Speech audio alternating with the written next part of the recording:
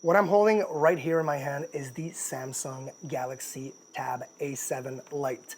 Now, they call it light. I think it's far from being light. I love right off the bat in my hand, and I've held other Galaxy Tabs, of course, the reinforced metal frame. And they are really, really proud of that, as they should be, because this thing can withstand some bumps, some drops, and it's perfect. It's extremely kid-friendly, and that's why it's so perfect for kids. Because on top of that, and before I even get into the specs, it has a very easy to use app for parents to make this thing completely kid-safe, kid-friendly. It comes with YouTube Premium for 2 months, which is awesome as well. But let's talk specs. 32 gigs of internal memory. You can upgrade that, of course, with the chip on the side. You just add all the way up to 1 terabyte, which is incredible. It runs Android 11. It's got an 8 megapixel camera in the back.